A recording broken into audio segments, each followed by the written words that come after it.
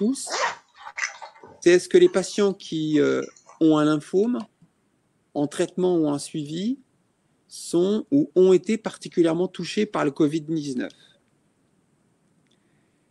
C'est une question auquel il est difficile de répondre de façon juste et certaine pour plusieurs raisons. D'abord parce que notre système de santé aujourd'hui n'est pas bien outillé pour avoir un suivi épidémiologique des patients en temps réel. On va voir tout à l'heure que d'autres pays le sont un peu mieux que nous. La deuxième raison, c'est que finalement, si la France a été touchée de façon très importante, elle n'a pas été de façon très égale tout au long du territoire français. Et que donc chacun a une expérience différente et souvent peu importante dès l'infection à Covid, si on rapporte à la population de patients qui ont un lymphome, qui reste une maladie rare. Alors, qu'est-ce qu'on peut dire ? Des études rétrospectives sont en cours en France pour essayer d'analyser à partir de cas agrégés dans les différents centres et particulièrement en région parisienne et dans l'est de la France, pour agréger les cas de lymphome qui ont présenté une infection par Covid-19, pour essayer de mettre en évidence quels pourraient être les éléments différenciants d'un point de vue clinique, les éléments de gravité et les facteurs qui auraient pu favoriser cette infection par Covid-19 dans le contexte du lymphome. Je crois savoir que ces résultats vont approcher rapidement de leur publication, en tout cas de leur communication, que ça restera malgré tout une série d'un nombre peu important de patients, et en tout cas insuffisant pour avoir des statistiques suffisamment robustes, et surtout la méthodologie qui est utilisée, qui est finalement une méthodologie déclarative, est sans doute insuffisante pour avoir des données épidémiologiques qui soient rigoureuses et sérieuses, comme on en attend dans cette situation.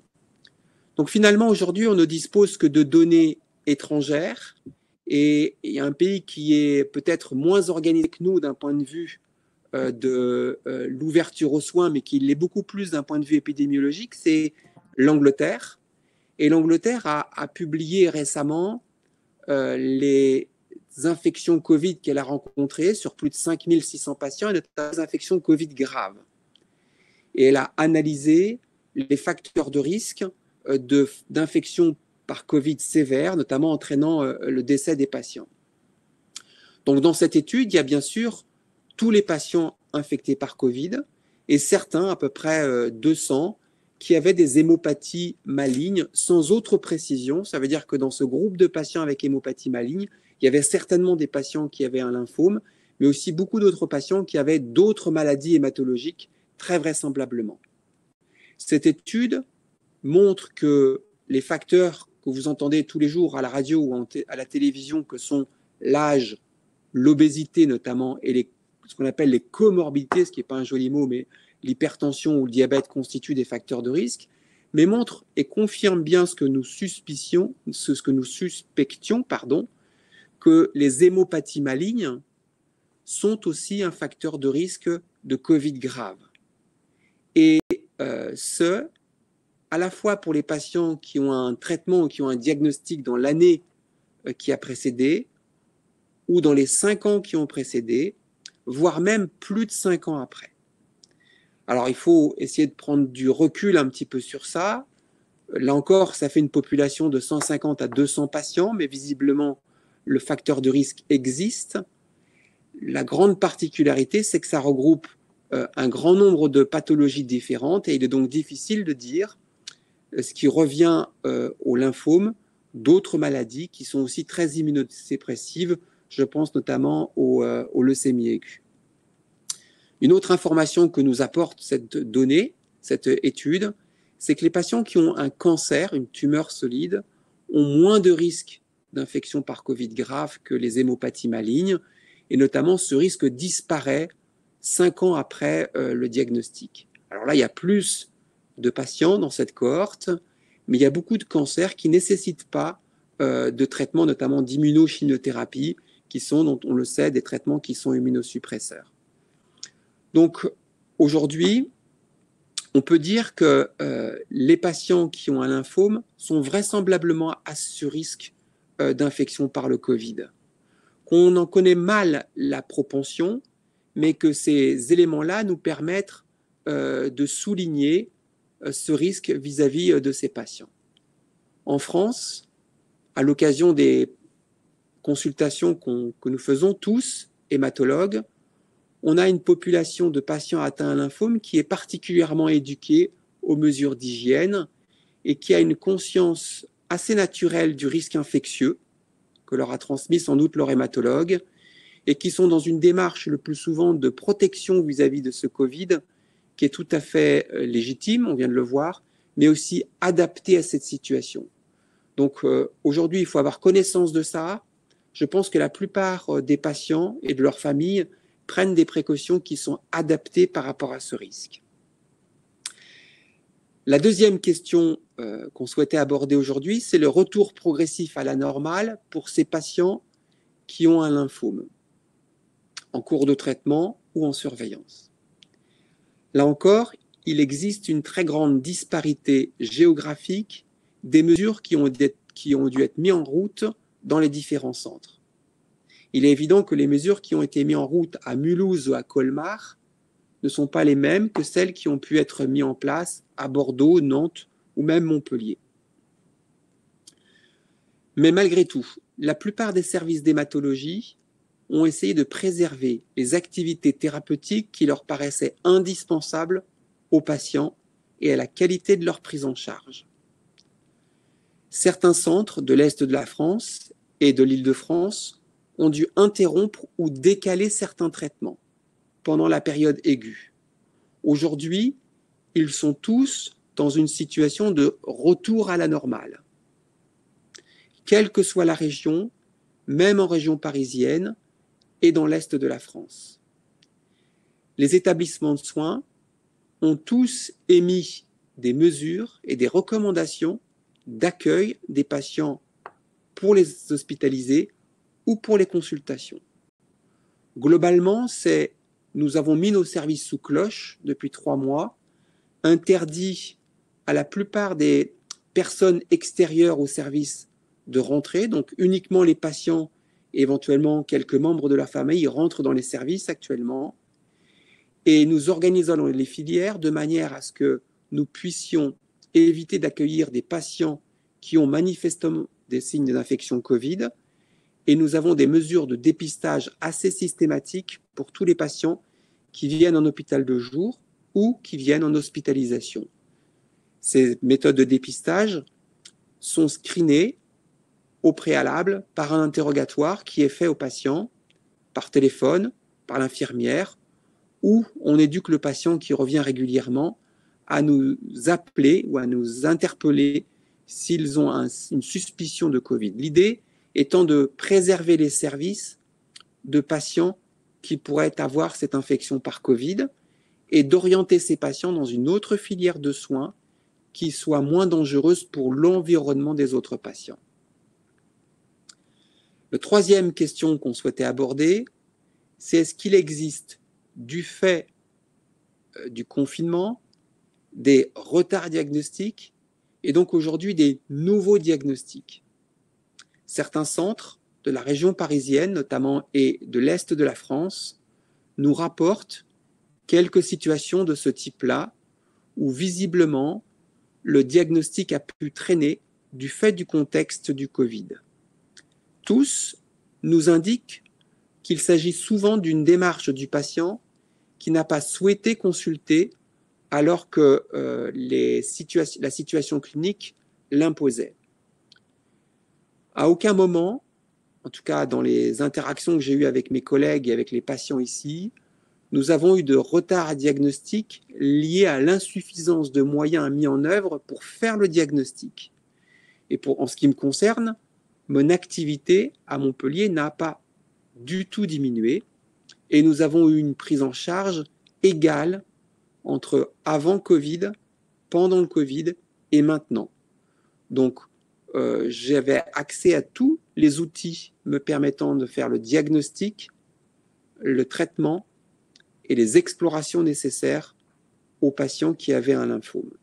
Donc aujourd'hui, on ne montre pas, on ne voit pas, en tout cas dans mon centre, de lymphome plus avancé que on devrait le voir, même si, comme je vous l'ai dit au début, vraisemblablement dans la région parisienne et dans l'est de la France, il y a eu des retards diagnostiques, mais les services se mettent tout en œuvre pour que ces retards diagnostiques puissent être gérés le plus rapidement possible. Voilà les 3 questions qu'on voulait aborder dans ce webinaire. Maintenant, je voudrais passer un petit peu de temps pour répondre aux questions éventuelles.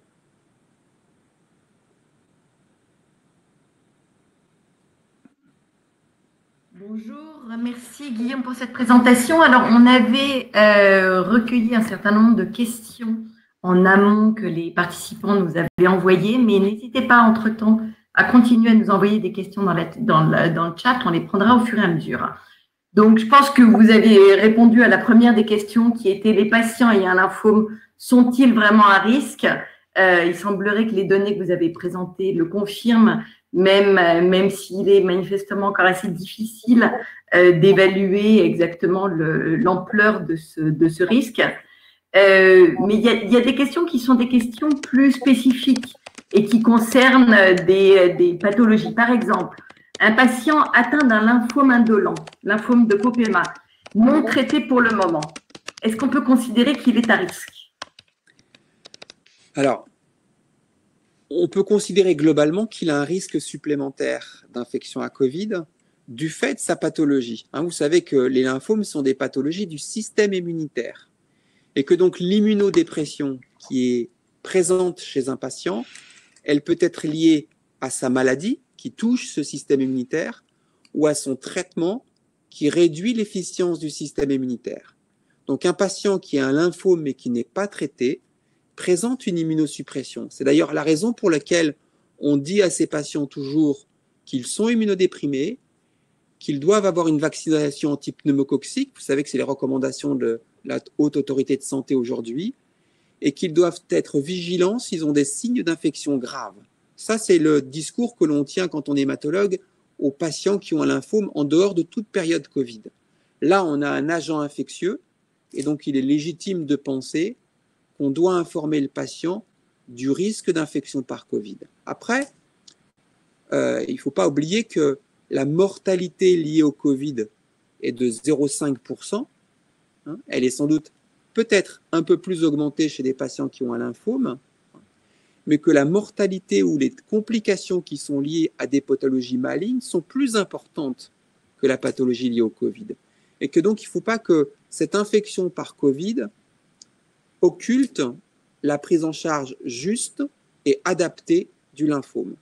Il faut donc inviter l'ensemble des patients qui sont dans cette situation à avoir un suivi régulier et à accepter les procédures thérapeutiques ou d'investigation qui sont proposées et ne pas mettre en avant le fait qu'il y ait une infection à Covid pour éviter ces investigations. Alors justement, on a une question sur l'immunodépression. À savoir, parce que l'une des conséquences du Covid, et dans les formes graves, c'est l'orage cytokinique. Et donc, un patient s'interroge sur le fait de savoir si les patients atteints d'un lymphome, comme ils sont souvent immunodéprimés, est-ce que ça peut être un avantage justement par rapport à ce risque d'orage cytokinique? Eh bien, on ne sait pas vraiment. On ne sait pas vraiment. Mais on est certain à penser que oui, c'est possible, qu'effectivement, ce système immunitaire qui a pu être altéré notamment par le traitement plus que la maladie, on pense. Parce que la maladie altère probablement plus ce qu'on appelle l'immunité adaptative, c'est le cas capable de s'adapter, et le traitement réduit probablement plus l'immunité innée, celle qui répond en premier à une infection et qui est capable de décharger beaucoup de cytokines. Donc, on pense que les patients qui ont un traitement, d'une certaine manière, ont une espèce de sidération d'une partie de leur système immunitaire qui va être incapable de coordonner la réponse immunitaire, mais peuvent avoir éventuellement une réduction de la partie du système immunitaire qui est capable de réagir rapidement à une infection. Enfin, certains patients qui sont notamment sous thérapeutiques qui détruisent les lymphocytes B, qui produisent des anticorps, pourraient avoir une réduction de leur capacité à organiser cette défense de manière à ce qu'elle soit pérenne dans le temps, et c'est ce qu'on appelle l'immunisation. Très bien, merci beaucoup. Alors, cette fois-ci, une question qui est une question extrêmement pratique d'un patient qui est atteint d'un lymphome non-Hodgkinien et qui doit débuter son traitement dans les jours qui viennent. Donc, son hématologue l'a évidemment averti des risques en cas de contamination et qui s'interroge pour savoir est-ce que toute la famille doit rester confinée pour éviter tout risque de contamination? Il faut avoir la raison, d'accord? C'est compliqué comme question parce que il n'y a pas une juste réponse à cette question. Il y a juste une réponse et une réponse adaptée du patient et de l'entourage à la situation. Bien sûr qu'il n'est pas possible d'isoler le patient et sa famille dans une chambre 24 heures sur 24 pendant toute la durée du traitement. C'est quelque chose de complètement inenvisageable. Donc face à ça, il faut avoir des réponses ou des actions qui soient adaptées. Il est évident que si la famille, les proches ont des signes infectieux, il faut qu'ils se dépistent très rapidement. Il est évident aussi que si le patient, sa famille ou ses proches ont dans leur entourage quelqu'un qui peut être infecté, qu'ils ne se contactent pas.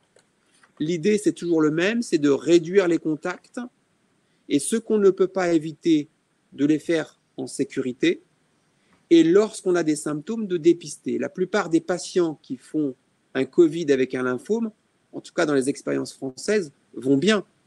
Moi, tous les patients qui ont eu un lymphome et Covid sur Montpellier sont tous vivants. D'accord ? Donc, il faut prendre une bonne mesure par rapport à cette situation, parce que isoler tout le monde, c'est certainement pas la bonne réaction face à ça. Il faut juste être vigilant, mais adapté à cette situation. C'est quand même une bonne nouvelle que vous nous donnez, le fait que tous les patients qui ont eu à la fois le Covid et en ayant un lymphome soient tous vivants à Montpellier. Et j'ai justement une question qui peut être en lien avec cette situation, à savoir, patient qui a eu le Covid, est-ce que ça peut interférer dans l'efficacité des traitements contre le lymphome? Alors aujourd'hui, on n'a pas d'argument pour penser ça. Vous savez qu'au cours des traitements pour le lymphome, un grand nombre de patients au cours des années précédentes ont eu des infections à coronavirus. Ce n'était pas le Covid-19, mais c'était leur petit copain. On n'a pas remarqué qu'il y avait des choses particulières. Alors, effectivement, ce coronavirus-là est un peu particulier parce qu'il est un peu plus agressif, mais aujourd'hui, on n'a pas de raison de penser que, en dehors, si on s'affranchit des situations où cette infection aurait pu empêcher un diagnostic ou empêcher un traitement, mais sinon on n'a pas de réponse, on n'a pas de raison de penser que l'infection à Covid va réduire l'efficacité des traitements. Très bien. Très bien. Et une dernière question peut-être, une question qui est arrivée dans la chat et qui me paraît assez intéressante, qui concerne tout le monde, à savoir pourquoi certains établissements hospitaliers testent tous les patients à chaque passage et d'autres pas. Alors, la stratégie du test est quelque chose qui est sans doute un peu dépendante de chaque centre. Néanmoins, aujourd'hui, il n'y a pas de consigne de test systématique. Et les patients qui sont testés sont tous des patients qui ont des symptômes. Quelqu'un qui va bien, qui n'a aucun symptôme, n'a pas de raison d'être dépisté, même s'il a un lymphome. Parce que si on part dans cette situation, il faudrait tester tous les patients qui ont un lymphome, qui n'ont pas de symptômes tous les jours. Donc, il n'y a pas de sens à tester des patients qui sont asymptomatiques. Par contre, dès qu'un patient est symptomatique, et quel que soit le symptôme et son intensité, là, il y a un intérêt à tester pour savoir si on est devant une infection à Covid. Juste pour vous donner une information, depuis le 11 mai, sur la région Occitanie, qui représente à peu près un peu plus de 5,5 millions d'habitants, il y a 1% de tests positifs. 1% de tests positifs. D'accord ? Donc, il n'est pas légitime de tester 99% de ces 5,5 millions de patients qui ont des tests qui sont asymptomatiques. En plus, il faudrait les tester tous les jours, donc, si on veut faire les choses bien. Et pourquoi tous les jours et pourquoi pas toutes les 12 heures? Enfin, vous voyez, ça devient ridicule à un moment donné. Hein, donc, on teste les patients qui ont des symptômes uniquement. D'accord. Très bien, docteur. J'ai juste une dernière question qui est arrivée sur le chat, qui probablement nécessitera une réponse assez rapide. Le supplétif en vitamine D suite à un lymphome et greffe de moelle osseuse est-il un rempart contre le Covid? Non. D'accord. Voilà. Très bien. C'est très clair. Bah, écoutez, docteur, merci beaucoup pour votre intervention. Écoutez, je pense que vous avez répondu à toutes les questions qu'on avait. En tous les cas, merci encore. Et nous allons maintenant... Bonne soirée à tous. Hein. Merci. Merci à vous. Au revoir. Au revoir, Guillaume. Nous allons maintenant passer à l'intervention de notre psychologue Ariane Ebel-Marty, qui va venir nous parler un petit peu de la gestion psychologique de cette phase de déconfinement. Ariane, c'est à vous. Bien, bonsoir. Est-ce que tout le monde m'entend? Oui. Est-ce que tout le monde m'entend? Oui. Ok. Oui. Donc voilà, je vais commencer mon intervention. Finalement, le titre est venu assez rapidement de cette intervention. C'est pourquoi c'est pas si facile à vivre ce déconfinement. Alors, j'ai souhaité faire ça assez simple et ludique, donc j'espère que vous apprécierez. Donc finalement, pourquoi on ne se sent pas comme on se sent un peu comme Elsa, là, qui, au lieu de chanter cette fameuse chanson que je ne chanterai pas maintenant, pourquoi on n'est pas aussi réjoui qu'elle, finalement, non, je vous assure, c'est mieux. Pourquoi on se réjouit pas tant que ça de ce déconfinement? Pourquoi c'est finalement assez difficile? Alors, je refais juste un point sur l'impact qu'a pu avoir le confinement. Donc un événement quand même assez brutal, avec un changement de nos vies brutal et pour le coup au début on ne savait pas pour combien de temps, donc il y a eu forcément des formes de stress, de l'anxiété qui est apparue, et puis les symptômes donc, comme de l'insomnie, voire des symptômes dépressifs. Alors j'ai mis dépression, mais ce n'est pas la dépression majeure psychiatrique, mais c'est ce qu'on appelle la dépression réactionnelle à un événement. Donc ça, c'est les signes qu'on a pu voir apparaître, voir lors du confinement, excusez-moi. Mais aussi, dans un second temps, parce que nous sommes quand même capables, en général, de nous adapter, finalement, la notion d'un temps retrouvé, c'est-à-dire un temps qui est à soi, loin des obligations sociales où je dois rendre une invitation ou passer voir un tel ou téléphoner à un tel. Finalement, je suis chez moi, tout le monde est chez soi et j'ai le temps de utiliser le temps devant moi sans aucune contrainte d'échéance, etc. Petit à petit est arrivé dans un second temps aussi le sentiment d'une certaine sécurité, parce que je suis chez moi, parce que je n'ai pas besoin d'aller à l'extérieur, puisque tous les éléments qui pouvaient me faire aller vers l'extérieur, finalement, en dehors effectivement des soins ou des consultations, je suis confinée chez moi, il n'y a pas grand-chose à faire. Et finalement, certaines personnes parlent même d'un certain confort psychologique, de ne pas être obligé d'être dans une forme de représentation sociale et de finalement de s'occuper que de soi. Alors ça vaut pour les gens qui étaient seuls à la maison et qui n'étaient pas en télétravail, en train de gérer les devoirs des enfants aussi, évidemment. Ça, c'est évident que ça ne concerne pas tout le monde. Donc vient maintenant le déconfinement, qui est une nouvelle étape. C'est-à-dire que de nouveau, on nous demande de nous adapter une nouvelle fois. Donc, si on prend la situation des personnes qui sont traitées pour un lymphome, ça fait beaucoup d'adaptation. On s'adapte à l'annonce de la maladie, il faut ensuite s'adapter au traitement, au rythme des traitements, aux effets secondaires, à tout ce que ça peut entraîner en termes de bouleversement au niveau de la vie personnelle, au niveau de la vie familiale et professionnelle. Et puis vient le Covid, vient le confinement, où là tout d'un coup, justement tout ce soutien que je pouvais avoir de mon entourage, j'ai peut-être beaucoup moins accès, même si le téléphone marche très bien. Aussi, voilà, toutes les visios, etc. ont très bien fonctionné et c'est heureux. C'est là où les outils prennent toute leur valeur positive. Pour autant, ce déconfinement, c'est une nouvelle période à laquelle je dois aussi m'adapter. Et autant le confinement, c'était très clair, la règle était la même pour tout le monde. On restait chez soi, on limitait les sorties. Autant là, les règles du déconfinement changent en permanence. C'est-à-dire que chaque semaine, on apprend de nouvelles règles et finalement, on voit bien que en fonction même des établissements hospitaliers, les règles ne sont pas les mêmes. Et donc, en fonction des établissements, comme les supermarchés ou comme les magasins, on voit bien que les règles ne sont pas les mêmes du tout.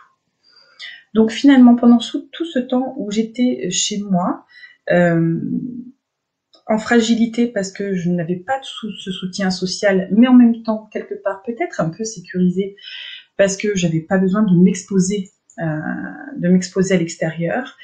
Là, on me demande finalement de ressortir de nouveau dans des conditions qui sont pas du tout les mêmes qu'avant. Et ça déstabilise. Ça peut complètement déstabiliser. Ça peut peut-être même, je dirais presque, plus déstabiliser finalement que le confinement lui-même, puisque les règles sont beaucoup moins claires. Et finalement, toute cette incertitude et tout ce sentiment d'incertitude peut être complètement exacerbé, et d'autant plus qu'on a très longuement parlé évidemment de l'immunité. Et Dieu sait que pour les patients qui sont porteurs d'un lymphome, l'immunité est un petit peu la pierre angulaire. Là, on me demande de ressortir, alors qu'on sait qu'il y a un agent infectieux, pour prendre les termes de l'hématologue, qui est là, avec des règles qui sont plus du tout les mêmes qu'il y a quelques semaines en arrière. Lors du confinement, les règles étaient les mêmes pour tout le monde. Et là, finalement, il n'y a rien de plus flou que ce déconfinement, qui évidemment se fait au fur et à mesure, qui évidemment se fait aux fonctions des informations qu'on peut avoir, ce qui est tout à fait normal. Mais de ce fait, certains patients me disent très clairement que, en fait, j'étais bien chez moi. Finalement, je me sentais bien chez moi. On appelle ça le syndrome de la cabane. J'étais un peu dans une bulle protectrice. Et là, avec le déconfinement, ça vole complètement en éclats. Et je me sens... j'ai une patiente qui est venue difficilement faire son traitement, pas pendant le confinement, mais depuis le déconfinement. Parce qu'elle dit, j'ai l'impression que les gens font n'importe quoi, que c'est encore pire que pendant le confinement. Et moi, je me sens encore plus vulnérable, finalement, et plus fragile que lors du déconfinement. Et finalement, c'est tout ce paradoxe-là. Donc, le risque, effectivement, s'il y a des troubles anxieux qui s'installent, etc., c'est tout simplement des risques qu'on peut voir lors des événements très particuliers comme celui-ci. C'est des signes de stress post-traumatique parce que les événements peuvent être vécus de façon extrêmement traumatisante et violente en fonction de notre histoire, de notre personnalité, évidemment. Des signes de dépression, encore une fois, en réaction à l'événement. On peut avoir des décompensations anxieuses, donc des phobies qui apparaissent, par exemple l'agoraphobie, très typiquement. La foule me fait peur parce que la foule est porteuse d'un agent infectieux qui, moi, me fait particulièrement peur parce que je me sens particulièrement fragilisée du fait de ma maladie. Et puis il peut y avoir aussi cet autre effet de surconsommation. Alors, de façon plus légère, on va parler de la surconsommation, on va faire des achats qu'on a l'impression de devoir rattraper parce que ça fait 2 mois qu'on est enfermé à la maison, mais ça peut être aussi la surconsommation de substances, alcool, cannabis, etc. parce que il faut que je compense cette anxiété qui est très marquée à l'heure actuelle. Alors, heureusement, le déconfinement est aussi un moment qui peut offrir quelques opportunités. C'est-à-dire que pendant le confinement, j'ai peut-être eu effectivement du temps pour réfléchir, pour me poser sur moi, ou alors j'ai justement pas du tout eu de temps parce que il y avait ma famille qui était là, parce qu'on était tous les uns sur les autres dans un petit appartement. Et c'est peut-être le moment de fixer des nouveaux objectifs, c'est-à-dire soit de retrouver un temps seul pour soi, soit de maintenir ce temps que j'ai découvert pendant le confinement. C'est peut-être finalement le moment de fixer des objectifs aussi simples que ça. Ça peut être aussi refaire des projets, se reprojeter doucement et sans violence, je dirais, sur des choses très simples, hein, passer un temps avec les gens qu'on aime ou seul avec soi, parce que pour certains, c'est vraiment la nécessité.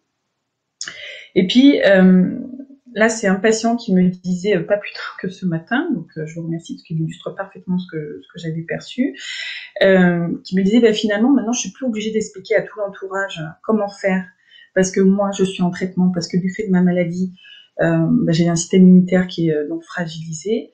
J'ai plus besoin d'expliquer tous ces gestes à prendre en compte parce qu'ils le font, parce ça a tellement été matraqué dans les médias que porter un masque, se laver les mains, c'est acquis. J'ai plus besoin d'expliquer. Et tout ce qui a été expliqué autour de l'immunité, ils le comprennent bien parce que les médias l'ont seriné et le serinent encore. Donc voilà. Pour ce patient, ça a été finalement un avantage. Donc finalement, vous allez me dire maintenant comment je fais moi pendant cette période de déconfinement où je suis pas certain, je me sens plutôt plus vulnérable qu'avant parce que le discours alarmiste des médias a bien exacerbé peut-être toutes mes inquiétudes autour de l'immunité et de la crainte d'attraper autre chose que ce que je n'ai déjà. D'abord et avant tout, c'est se laisser le temps. Hein, c'est Gaston Lagaffe qui nous le dit très bien, doucement.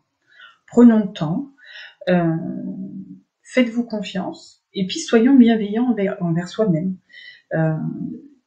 Cette période de flou, c'est peut-être plus déstabilisant encore que le confinement lui-même.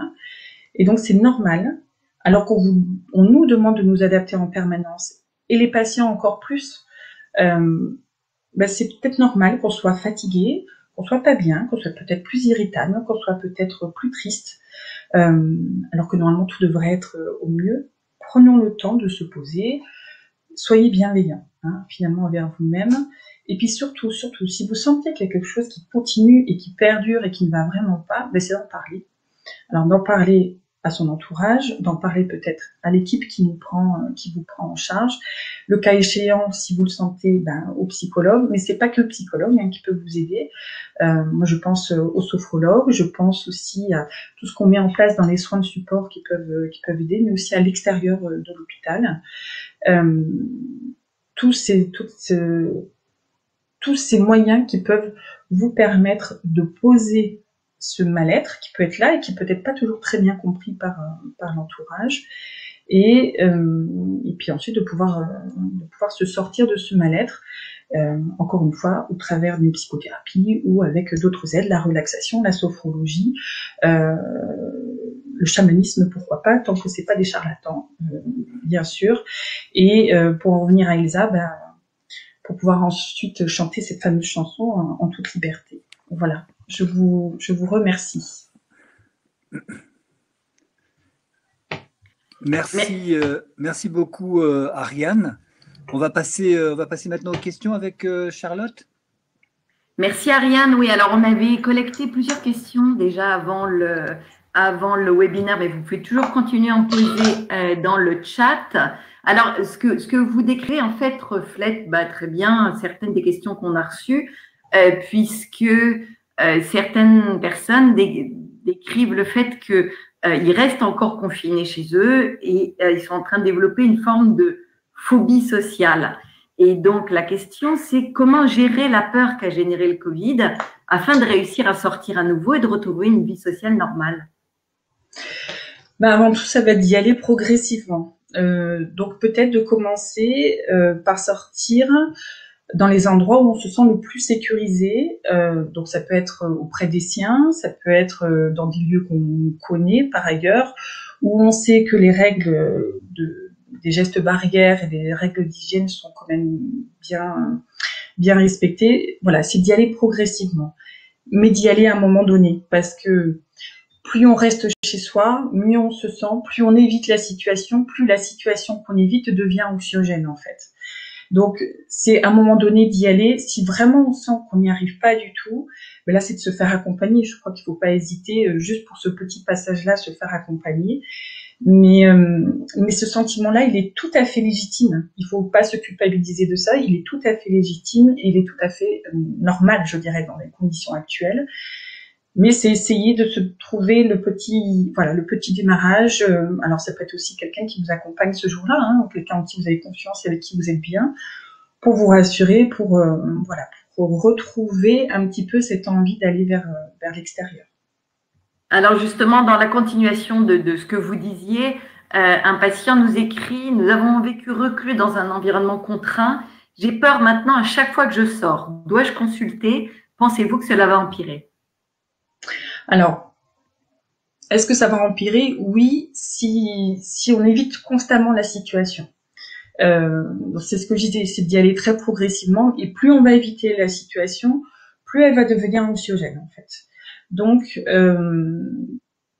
est-ce que ça va empirer? Oui, si on reste à la maison. Est-ce qu'il faut consulter? Le simple fait de se poser la question, c'est que on sent qu'on a peut-être besoin d'un coup de main et d'un coup de pouce. Donc je crois qu'il faut pas hésiter en tout cas à poser la question.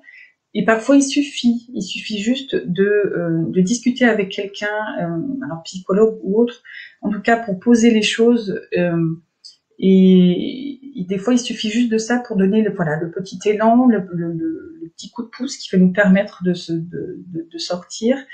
Mais encore une fois, c'est légitime, c'est tout à fait légitime. Hein. On s'est créé une bulle de confort malgré tout chez soi. Mais si effectivement on se pose la question est-ce que je dois être suivi ou pas, alors c'est pas forcément un suivi au long cours, c'est peut-être juste un coup de pouce pour pouvoir redémarrer un petit peu se re-sociabiliser finalement. C'est ça en fait.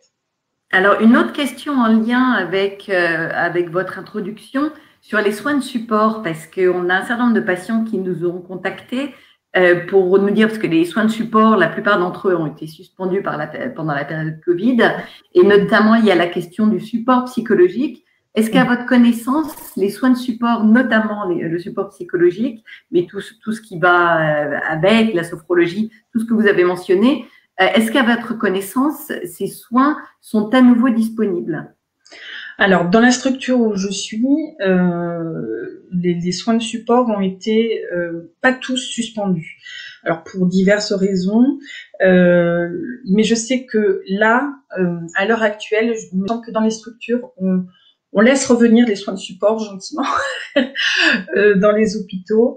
Donc, il ne faut pas hésiter à téléphoner à son centre de référence pour savoir si de nouveau on peut avoir accès à la psychologue, à la sophrologue, à la diététicienne, etc. Je crois qu'il ne faut pas hésiter à le faire parce que c'est en train, pour tous les soins de support qui ont été effectivement suspendus pendant cette période, c'est en train de revenir. Pareil, on est formé aux gestes barrières du fait de travailler dans des structures de soins, donc on est tout à fait sensibilisé aux mesures d'hygiène. Donc c'est en train de revenir. Je sais que dans beaucoup de centres, on a essayé de maintenir au maximum les soins de support. Ça n'a pas toujours été possible, mais il ne faut pas hésiter à appeler. Ok, très bien. Écoutez, alors une dernière question, sauf s'il y en a d'autres qui apparaissent en chat, qui est un patient à risque, donc qui est en traitement, avec des enfants adolescents qui souhaitent sortir. Comment faire? Alors, répétez la question parce que ça a coupé. Alors, c'est un patient à risque qui est actuellement en traitement pour un lymphome, oui, dont les enfants sont adolescents et ils souhaitent évidemment sortir avec le déconfinement. Et il s'interroge sur comment faire, comment gérer la famille, comment concilier les deux. Oui. Alors ça, c'est un grand défi de concilier tout ça. La première chose, c'est évidemment sensibiliser les enfants et les ados. Après, il faut voir dans quel contexte ils revoient aussi leurs amis. Si c'est à l'école, par exemple, toutes les écoles ont pris de vraies mesures. Je crois qu'à l'école, il y a quand même beaucoup de choses qui sont faites pour vraiment éviter qu'il y ait de toute propagation. Donc déjà, voilà, c'est sensibiliser les enfants. Après, c'est vrai, ça dépend de l'âge des enfants, mais c'est sûr que chez les plus petits, c'est difficile d'expliquer la distanciation, de pas aller vers l'autre, de pas lui faire de bisous ou de câlins, surtout qu'on n'a pas vu ses copains depuis plusieurs mois. Chez les adolescents, on va dire qu'ils peuvent plus comprendre, mais il y a toujours aussi cet effet de groupe qui peut jouer. Alors, je vais faire ma réponse de psychologue basique. Ça va être au cas par cas, en fait. Après, je crois qu'il y a un aspect médical, et là, je préfère que ce soit le médecin qui réponde. Après, ça va être vraiment au cas par cas, en fonction de ce qu'on perçoit aussi de son enfant et de son adolescent, de ce qu'il est capable d'entendre, de ce qu'il est capable de mettre en place, et de ce qu'il va être capable de dire aussi à ses copains. Non, là, vis-à-vis de mon papa ou de ma maman, je préfère pas te faire la bise ou quoi que ce soit parce que je veux essayer de préserver au maximum la santé de mon papa et de pas rajouter en plus de sa maladie et quoi que ce soit d'autre. Ça va être vraiment au cas par cas et en fonction de chaque famille. Il n'y a pas de... Voilà, je suis une réponse de psychologue. Peut-être oui, peut-être non. Merci beaucoup Ariane. Avec grand plaisir. Et merci de vous être jointe à nous malgré ces petits problèmes techniques. Et puis peut-être que la prochaine fois, on vous entendra chanter cette fameuse chanson de Disney. Ça nous ferait très plaisir. Je m'entraînerai, promis, je m'entraînerai. Très bien, merci à vous et bon week-end. Merci à vous aussi, au revoir. Et maintenant, c'est le moment d'accueillir Caroline Leflour. Alors pour ceux qui étaient présents il y a une dizaine de jours sur notre webinaire numéro 4, vous avez déjà rencontré Caroline. Et aujourd'hui, donc, Caroline va nous présenter la résilience au temps du confinement. Caroline, c'est à toi. Bonjour, est-ce que vous m'entendez bien? Je voudrais juste vérifier que... Ok, super. J'aurais peut-être un petit souci de caméra, donc il est possible que je la coupe un moment, parce que ça me perturbe un petit peu, elle a des petits soucis techniques. La nouvelle arrive la semaine prochaine, donc si je m'efface le temps de vous parler, ne vous inquiétez pas, ma voix sera toujours là. Et ben voilà, donc je vais devoir couper tout de suite. Donc on y va. Alors déjà, je vous remercie de m'accueillir, parce que c'est vraiment intéressant de pouvoir intervenir sur ces sujets. Alors la résilience, c'est un sujet qui est un sujet phare de mon expertise en tant que psychosomatothérapeute, étant moi-même une experte et une multirécidiviste de la résilience de par une histoire riche en rebondissements. Donc, ce que je vais essayer de vous apporter là, c'est un petit résumé synthétique et condensé de ce qu'est la résilience. Alors, la résilience, on en entend parler ça existe depuis les années 40. En tout cas, le concept a été défini dans les années 40. Et c'est un mot qu'on utilise et qu'on entend plus particulièrement en cette période, notamment par le biais des annonces et des discours de notre président, qui a effectivement parlé de résilience très tôt dans le cadre de l'événement et de ce qui nous arrive dans le cadre du Covid. Donc, qu'est-ce que la résilience? Alors, si j'étais un physicien, je vous dirais que le mot résilience nous vient de la physique des matériaux. Alors, en physique, à la base, la résilience, ça définit l'aptitude d'un corps à résister à des chocs et à sa capacité à absorber de l'énergie cinétique, donc une force, et à revenir à sa structure initiale. Là, on n'est pas du tout dans ce concept-là, bien entendu. On parle plutôt du concept psychologique, donc qui est apparu dans les années 40. Donc, la résilience, ça désigne plutôt la capacité d'un individu à surmonter des moments douloureux de l'existence. C'est la raison pour laquelle on en parle beaucoup. Alors, ça peut s'appliquer effectivement à ce qu'on vit aujourd'hui dans le cadre du Covid, mais ça peut aussi s'appliquer à une période de deuil, d'accident, de maladie, évidemment, de maltraitance. Enfin, voilà, cette capacité peut être mise en œuvre, en tout cas après un traumatisme vécu. Donc, c'est une capacité effectivement à surmonter ces moments douloureux et à se développer en dépit de l'adversité. La résilience, en fait, consiste finalement à prendre acte de ce qui nous arrive, mais à apprendre à vivre avec et voir plus. Dans le concept de résilience, on y voit en fait une capacité à rebondir de ce qui nous arrive. Et c'est une attitude dynamique, en fait. Ce n'est pas seulement accepter ce qui nous arrive, mais grandir au-delà de ce qui nous arrive. Alors, effectivement, il ne faut pas confondre résistance et résilience. C'est bien deux choses différentes. Dans le premier cas, on vit un traumatisme et la personne reprend sa vie comme avant. Dans le deuxième cas, dans le cas de la résilience, on tire leçon de ce qui s'est passé et il y a une notion de nouveauté, en fait, de développement dans ce concept-là. On a des personnalités, j'aime bien utiliser l'exemple de Nelson Mandela qui peut parler à beaucoup de personnes, ou d'Anne Frank, qui sont des personnalités, des personnages célèbres qui illustrent très bien cette faculté de développement au-delà de l'adversité. Alors, ce que je vous disais, c'est qu'effectivement, la résilience existe, c'est un concept qui existe depuis toujours, arrivé dans les années 40 par des psychologues américains, et puis en France, dans les années 60, on a commencé à en parler. Et puis depuis, il y a effectivement Monsieur Résilience, qui est Boris Cyrulnik, et qui l'a popularisé et vulgarisé dans les années 80. Alors, quel est l'intérêt de comprendre la résilience et de vouloir la pratiquer? Parce que dans la résilience, il y a des bénéfices. Alors déjà, un des premiers bénéfices, c'est de se permettre de progresser en contactant ses propres ressources, parce que dans ce concept-là, on va aller chercher justement nos talents et les choses sur lesquelles on va pouvoir s'appuyer pour pouvoir traverser un traumatisme et grandir de ça. Donc, ça nous permet effectivement de vivre les choses de manière un peu plus heureuse. Et le gros intérêt de comprendre le concept de la résilience, c'est que pour pouvoir l'améliorer et en améliorer nos capacités, il faut en comprendre le contenu. Alors, concernant le processus de résilience, il a été étudié par bon nombre de psychologues depuis l'émergence de ce concept.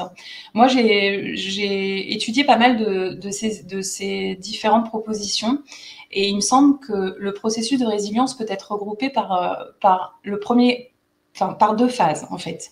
Dans le processus de résilience, selon moi, il y a une phase qu'on appelle la phase descendante, que je vais vous décliner, et on a une seconde phase qui est une phase ascendante, que je vais vous développer juste après. Alors, je pense que ça peut être connu de certains, notamment quand on parle de maladie, on peut parler de processus, entre guillemets, de deuil, dans le sens d'acceptation de la maladie qu'on est en train de vivre, et donc de la personne non malade qu'on était avant. Alors, dans le cadre de la résilience, on va pouvoir passer par différents stades. Il y a 5 étapes clés, sachant que sur la représentation de ce processus, on pourrait laisser penser que les choses sont vécues de manière linéaire, alors que pas du tout, en fait. C'est plus complexe que ça. Certaines personnes vont vivre une des étapes que je vais vous décrire, d'autres vont passer chaque étape les unes après les autres.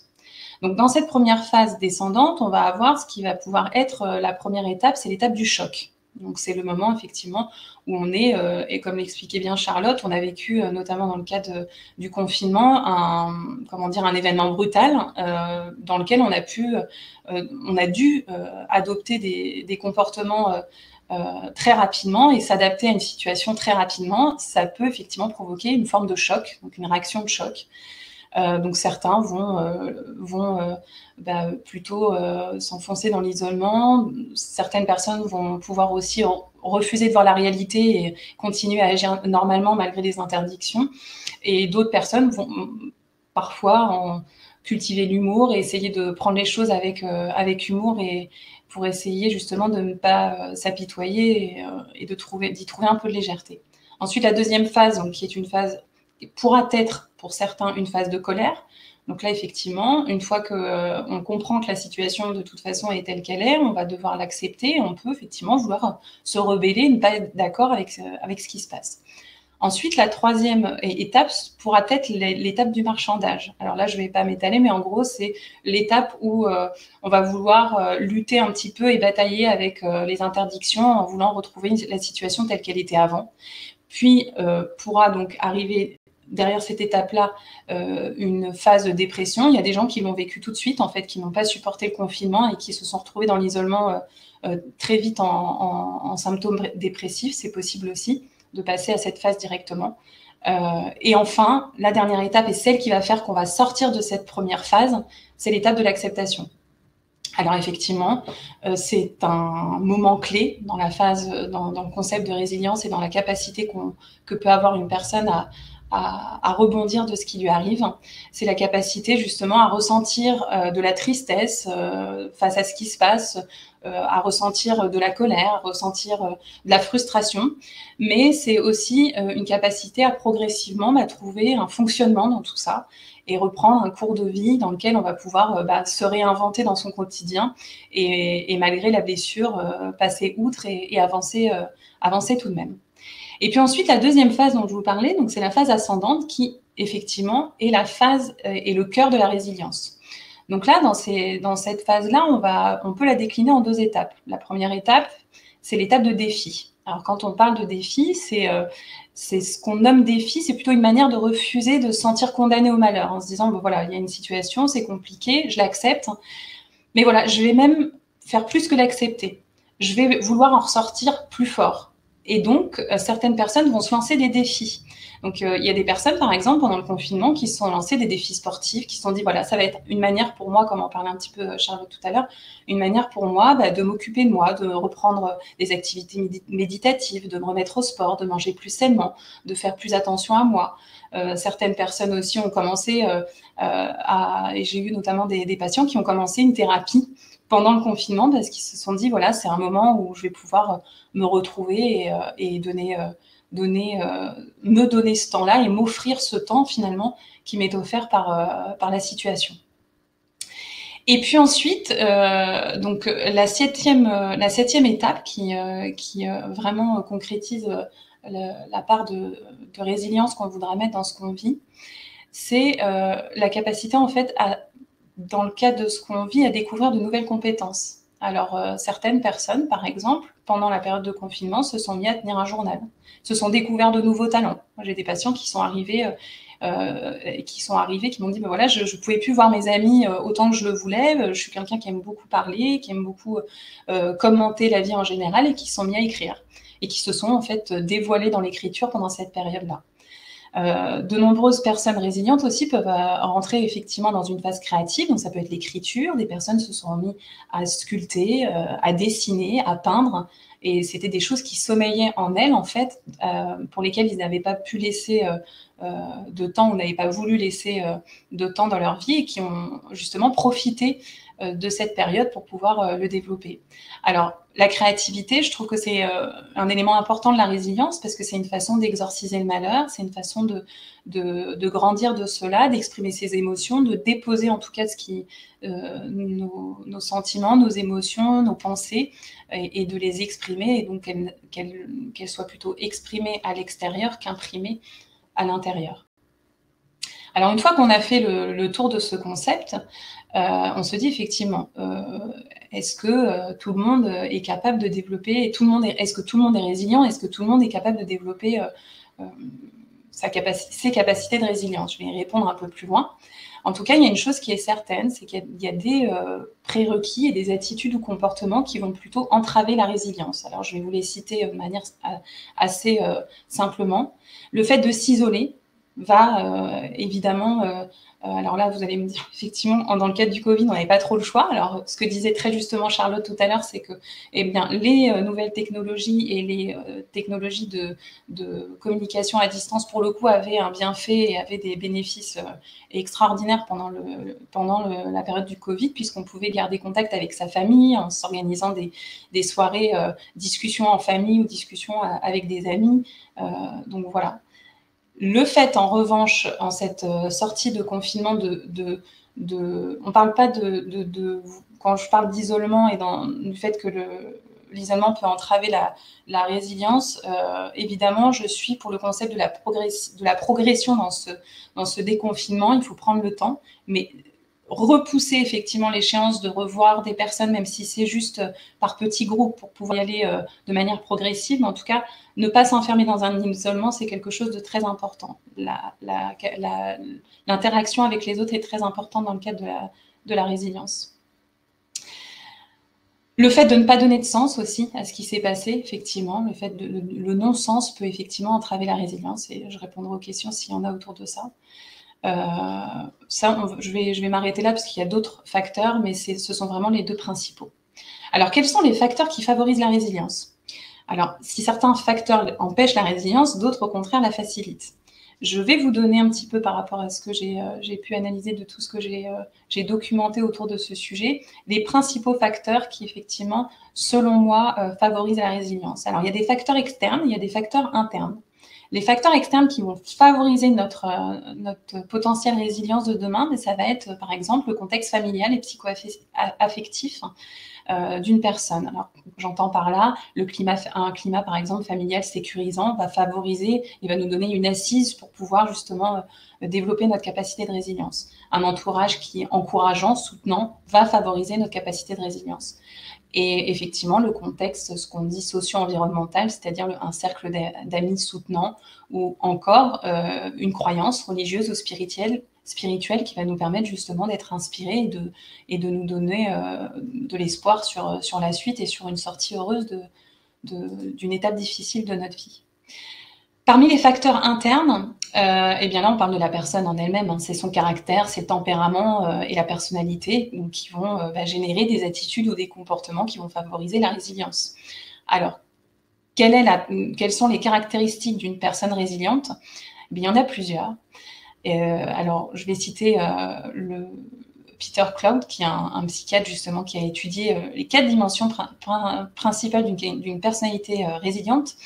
Alors, la première, c'est la confiance en soi, pouvoir croire en soi, se dire, voilà, effectivement, je suis dans une situation difficile, mais je décide de croire en moi et de pouvoir avoir une représentation de moi-même positive, de me déterminer dans des objectifs, de me fixer si c'est la créativité, c'est effectivement de croire en ma capacité à surpasser cette épreuve et de pouvoir, ma capacité à m'apporter des choses positives et satisfaisantes dans ma vie. Donc la confiance en soi est quand même importante et ces choses-là se développent évidemment.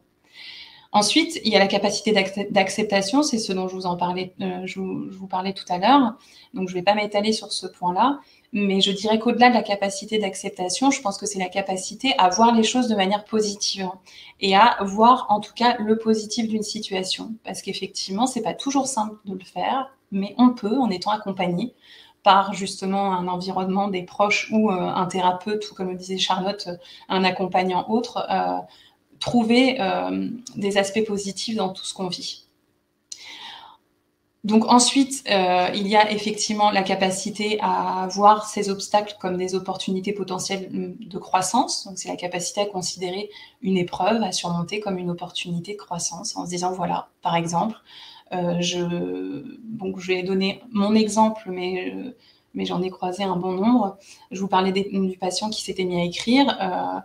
Moi, ayant vécu mon lymphome, j'en ai fait une pièce de théâtre et aujourd'hui, je passe des moments de plaisir incroyable avec le public et j'y vois quelque chose de positif. C'est quelque chose qui a été compliqué à vivre, mais qui me permet aujourd'hui de rencontrer des gens, de vivre des aventures humaines extraordinaires. Et donc, effectivement, c'est compliqué, mais j'ai eu l'impression de grandir de ça et que ça m'a permis d'oser, en fait, pouvoir exprimer ma créativité devant un public, chose que j'aurais jamais fait, je pense, en tout cas à ma connaissance, sans la maladie.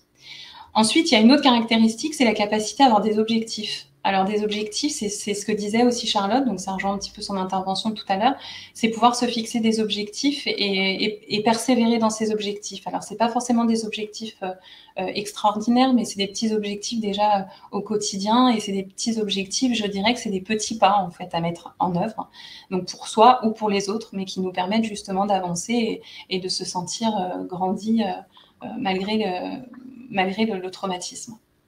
Et alors moi, j'ajouterais 2 autres caractéristiques qui me semblent importantes dans une personnalité résiliente. C'est le dynamisme, c'est se mettre en action et être acteur de sa vie, décider et agir pour faire des petites choses et de manière progressive. Ensuite, il y a l'humour. Alors, je prône l'humour, mais parce qu'il me semble que c'est un bon outil pour pouvoir dédramatiser et être optimiste dans ce qu'on vit. Il me semble que c'est très important. Et enfin, la créativité, comme j'en ai parlé tout à l'heure. Voilà ce que je peux vous dire. Pour finir et pour conclure, la question que je me suis moi-même posée quand j'ai commencé à étudier ce sujet, c'est de savoir est-ce que la résilience, c'est quelque chose qui est inné ou c'est quelque chose que j'acquiers? Est-ce que je peux développer ma résilience et est-ce que tout le monde a une capacité de résilience? Je pense que oui, puisque par rapport à ce que je viens vous énoncer, je pense que bon nombre ont pu se reconnaître dans au moins 1 ou 2, voire 3 caractéristiques que j'ai pu énoncer. Et la bonne nouvelle, c'est que la résilience, ça s'acquiert, la résilience, ça se développe. Et effectivement, dans toute personnalité, il y a une part d'inné, il y a une part d'acquis. Mais si vous le souhaitez, vous pouvez la développer.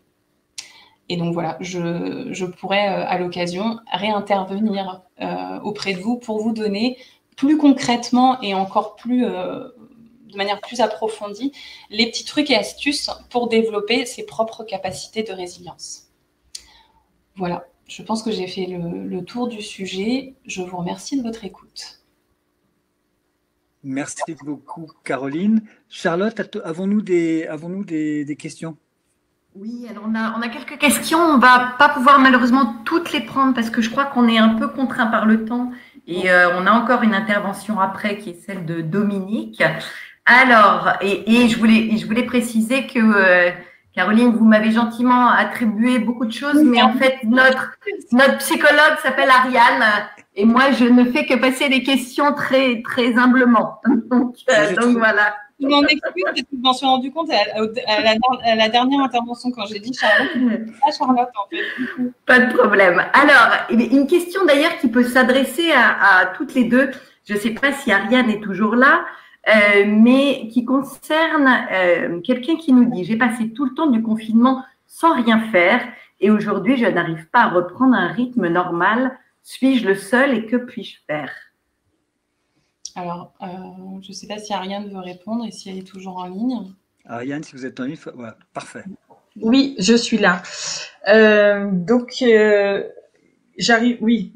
Alors en fait, ce qui se passe, c'est que c'est pas la première personne que j'entends dire ça. J'entends même des gens me dire je suis plus fatiguée en restant à la maison, etc. que ce qui est un phénomène qui est tout à fait normal. Parce que mine de rien, il y a aussi toute une partie de notre psychisme qui a bien été occupée par tout le décompte des morts par Covid, enfin tout ce discours très alarmiste autour du Covid, qui fait que en fait l'énergie qu'on met habituellement à repousser l'idée que nous sommes mortels, on a dû l'utiliser 2 fois plus entre guillemets. Donc il y a une forme de fatigue psychique qui s'est clairement installée et qui est pas toujours facile de s'en débarrasser.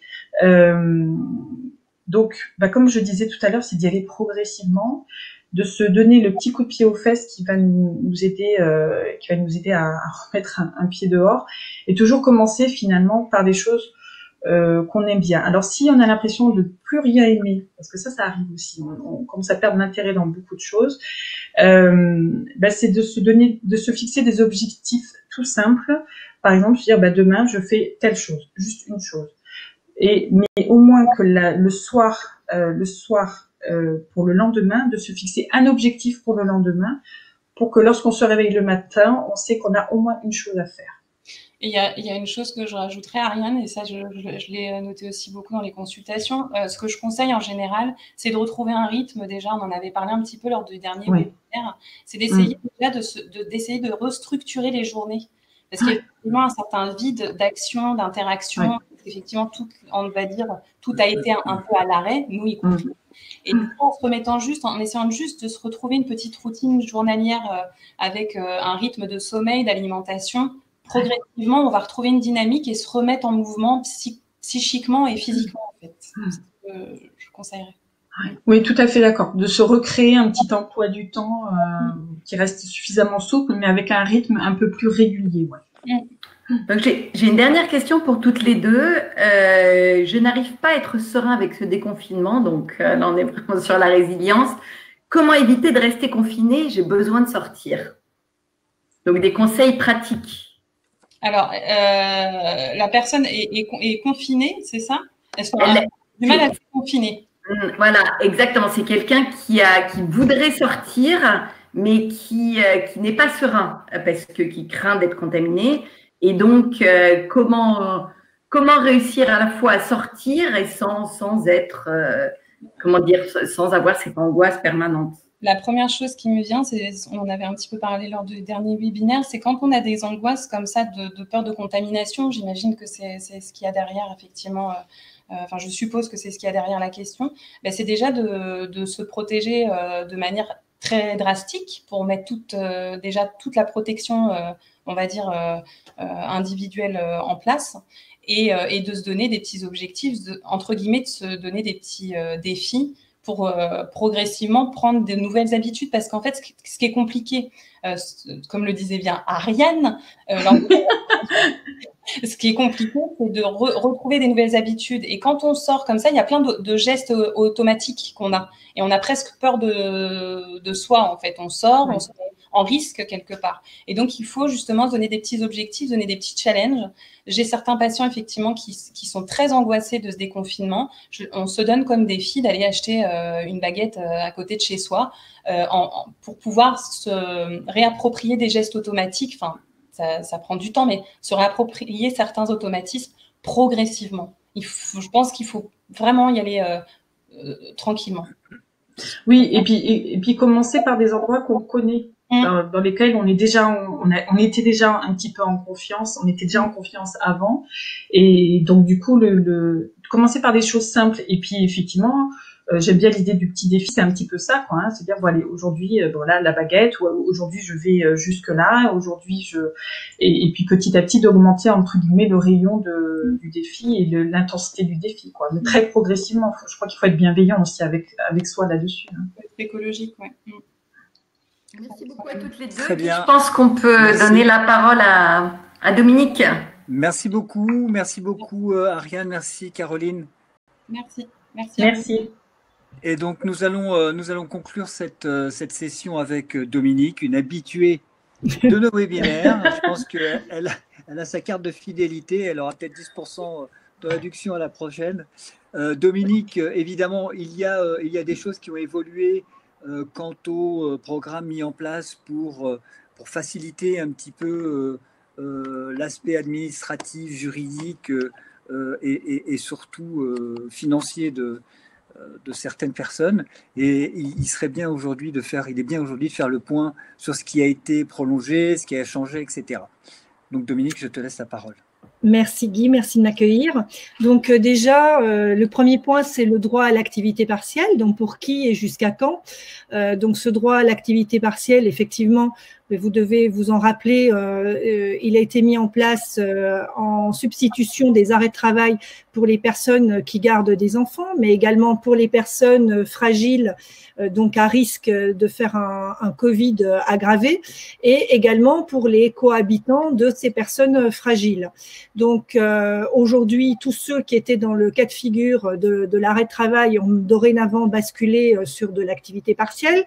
Donc avec un petit bémol pour les personnes qui restaient chez elles pour garder leurs enfants, pour qui l'activité partielle reste possible, mais uniquement si elles ont effectivement un document de l'école attestant que l'école ne peut pas accueillir leurs enfants depuis le 2 juin.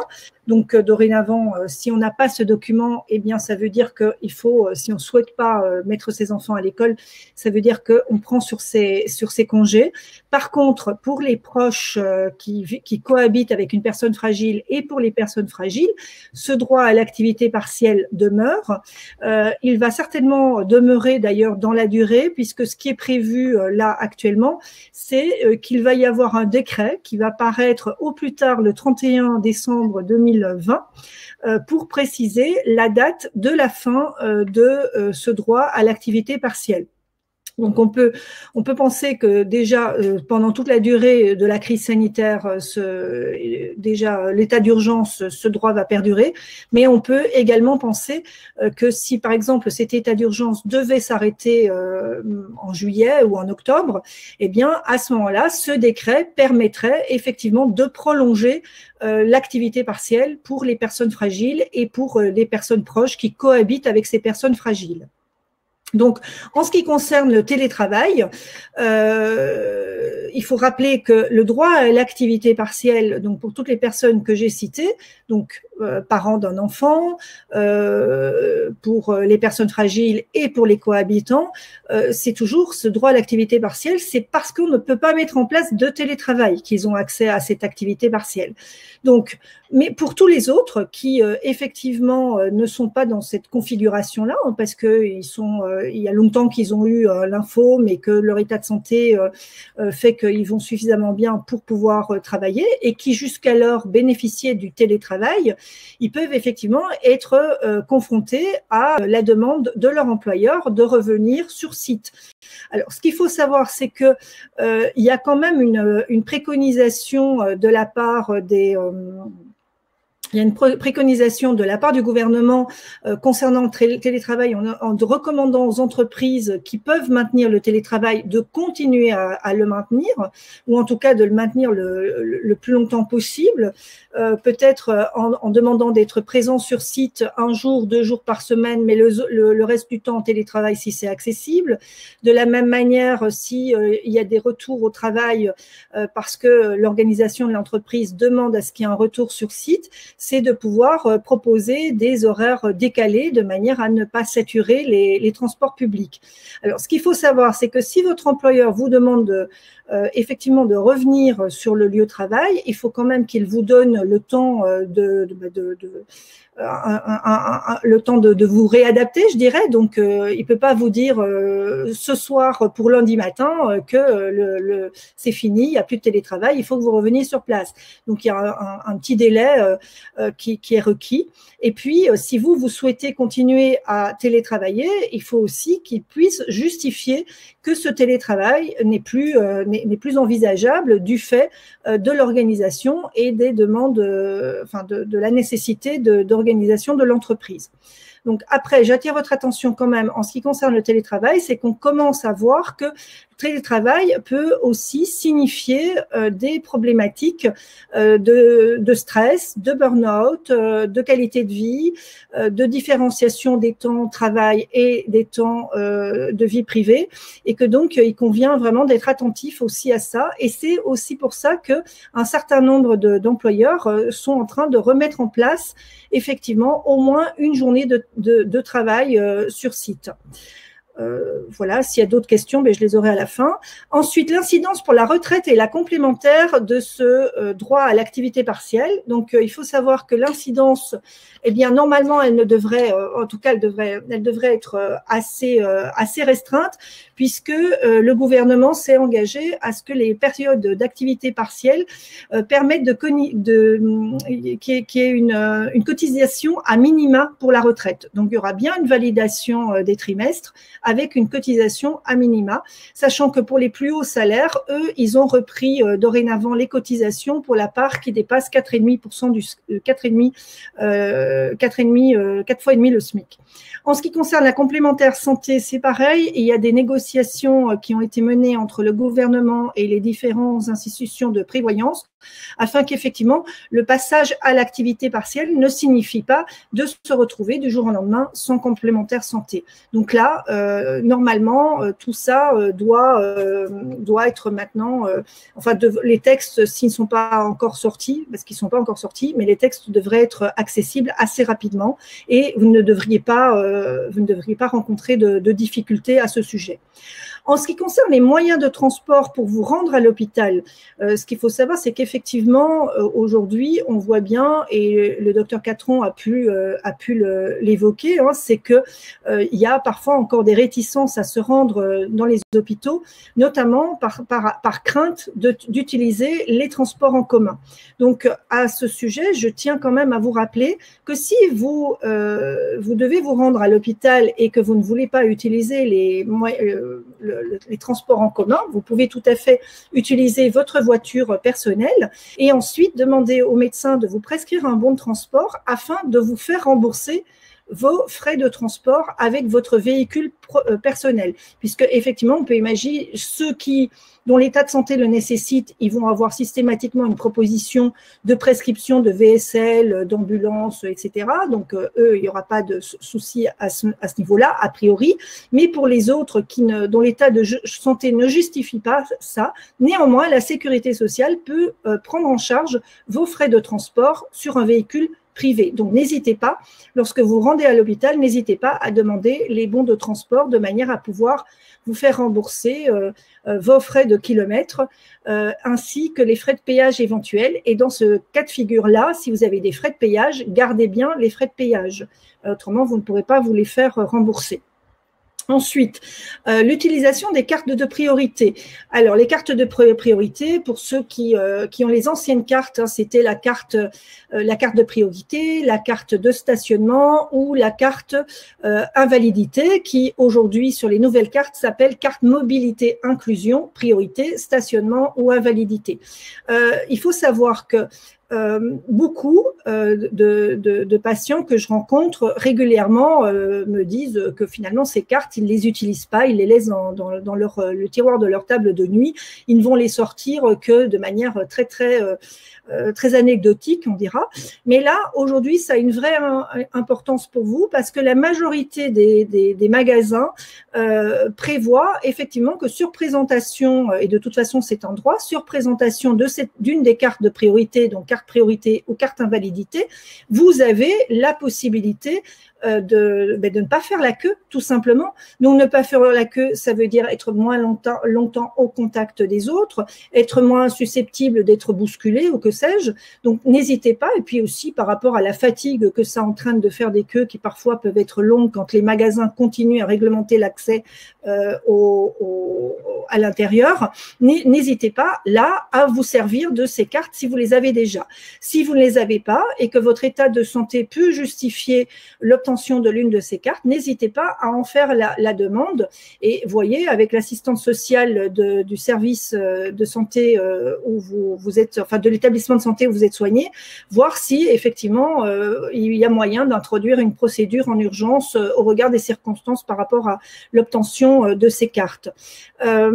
N'oubliez pas aussi, pour ceux qui se rendraient à l'hôpital et qui auraient la carte stationnement, prenez bien votre carte stationnement avec vous, puisque ça va vous permettre de stationner gratuitement sur le parc public, pas privé, mais public. Vous allez pouvoir effectivement avoir la gratuité du stationnement qui vous sera proposé, et puis un certain nombre de places handicapées qui vous sont réservées également. Donc, une vraie utilité dans le contexte du Covid de ces cartes qui souvent, parfois, il y a même des gens qui oublient qu'ils l'avaient et enfin, n'hésitez pas à les utiliser, ça vaut vraiment la peine. Ensuite, quelles répercussions au prolongement ou non de l'état d'urgence sanitaire le 10 juillet? Donc, ce qu'il faut savoir, c'est que là, le gouvernement a annoncé qu'ils allaient demander la semaine prochaine, donc ça va passer le 17 à l'Assemblée nationale et ensuite ça passera au Sénat. Ils ont donc annoncé qu'ils allaient demander une prolongation de l'état d'urgence sanitaire. Pour l'instant, l'information qu'on a, c'est qu'ils vont demander cette prolongation de l'état d'urgence sanitaire jusqu'au mois d'octobre. Bon, on peut penser qu'ils obtiendront peut-être pas d'emblée une prolongation jusqu'à octobre, mais en tout cas, il y aura, ils vont la demander, donc on verra quelle sera la décision. Mais comme je vous ai dit que dans tous les cas, il a été prévu que le droit à l'activité partielle, la fin de ce droit à l'activité partielle va être inscrite dans un décret. Normalement, ça ne devrait pas avoir d'incidence, en tout cas sur les financements des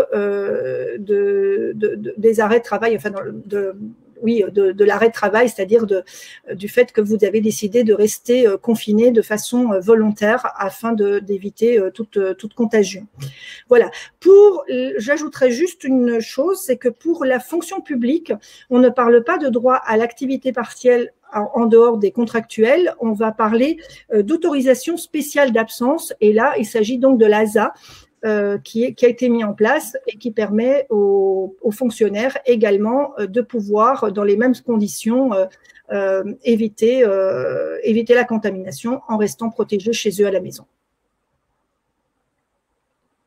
Parfait, merci beaucoup Dominique. Il y a une question sur le chat concernant le télétravail en tant que personne à risque avec certificat d'isolement. Est-ce que mon employeur peut me demander de venir sur le lieu de travail malgré que je leur ai fait suivre ce certificat? Quels sont mes droits à ce sujet?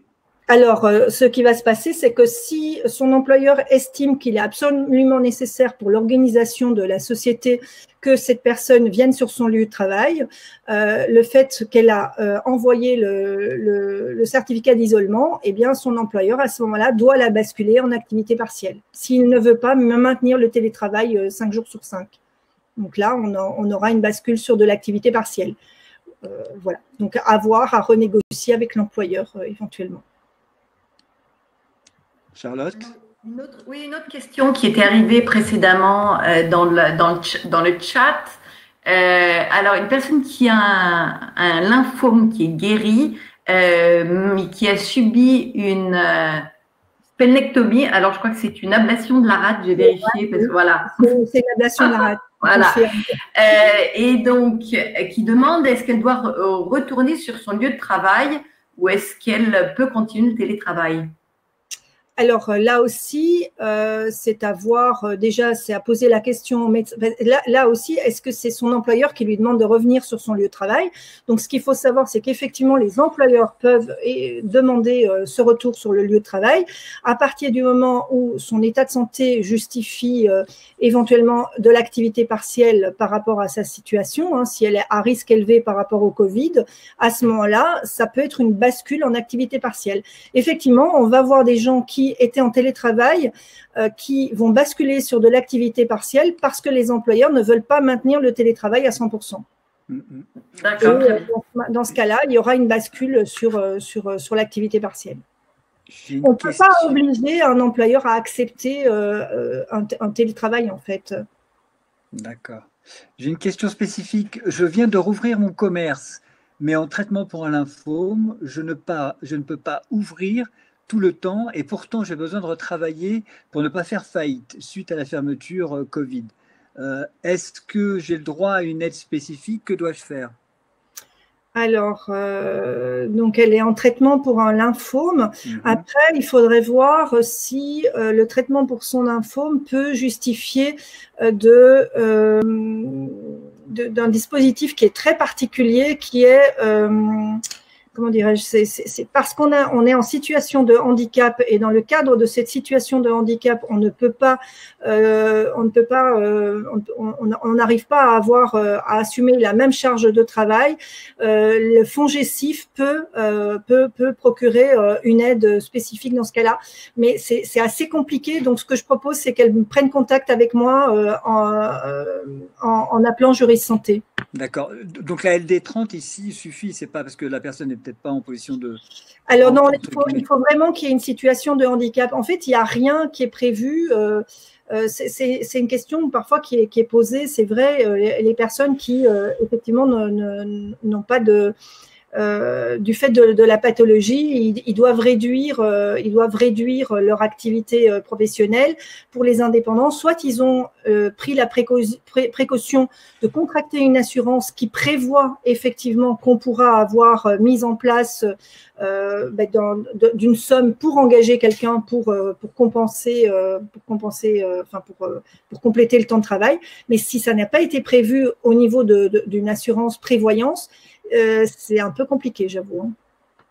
On a une autre question d'un indépendant, un auto-entrepreneur qui dit que son activité a cruellement chuté avec le Covid. Comment les impôts vont-ils être calculés? Comment les impôts vont-ils être calculés?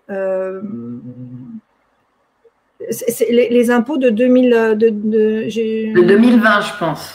De 2020, de toute façon, quand on va calculer ces impôts, quand on va calculer ces impôts l'année prochaine, on ne prendra en compte que ce qu'il a réellement gagné. Ça me paraît une évidence. Mais ce monsieur ou cette dame veut peut-être savoir si là, il doit payer il a certainement, je sais pas, 7,2% ou 14% d'impôts à payer tous les mois ou tous les 3 mois, suivant ce qu'il a choisi. Et c'est peut-être là-dessus.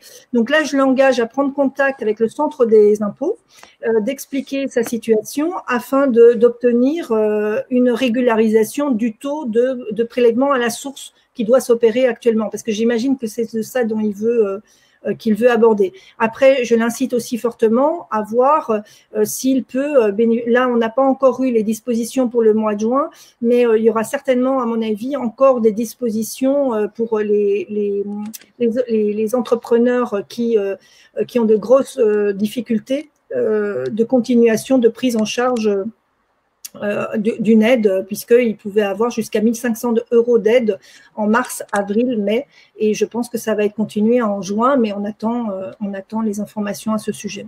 D'accord. Est-ce qu'on a pour une dernière question ou pas? Alors, comme je suis une personne à risque, mon épouse travaillait à domicile pendant le confinement et son employeur lui demande de réintégrer les locaux. Quels sont les risques et peut-elle refuser? Alors, moi, je dirais que c'est un petit peu, comme a dit le docteur Carton là tout à l'heure. Voilà, est-ce que l'employeur a mis en place les gestes barrières, les mesures de sécurité, etc. et est-ce que ça semble possible de reprendre le travail dans ce contexte, parce que peut-être que ça pourrait plaire à son épouse par rapport au télétravail. Mais si l'employeur voir aussi avec l'employeur, est-ce qu'il est possible de continuer le télétravail à 100%. Si l'employeur dit le télétravail n'est pas possible au regard de l'organisation à 100%, il faut absolument revenir un jour. Si madame et monsieur estiment qu'il y a un trop grand risque à ce qu'elle retourne travailler, parce que je comprends bien, j'ai eu plusieurs personnes qui m'ont appelé dans le même cas de figure, c'était pas tellement ce qui se passait au niveau du bureau qui leur faisait souci, c'était les transports en commun pour y aller. Donc, voilà, au regard de ça, s'ils décident que finalement, ça leur semble vraiment pas prudent que madame retourne travailler, dans ce cas-là, si l'employeur refuse ce télétravail à 100%, ce sera l'activité partielle qui sera indiquée avec le certificat d'isolement. Merci beaucoup, merci Dominique. Merci à vous. Mais écoutez, merci beaucoup Dominique. Je voulais juste vous remercier toutes, puisque maintenant que Guillaume Cartron est plus avec nous. Merci beaucoup Ariane, merci Caroline, merci Dominique et merci Charlotte. J'avais oublié de te présenter au début du webinaire. On finit pile poil à 18h.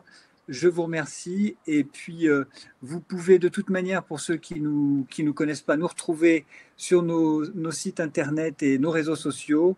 En attendant, je vous souhaite tous un excellent premier week-end de déconfinement complet. Voilà. Bon week-end. Bon week-end à tous. Au revoir. Merci, au revoir.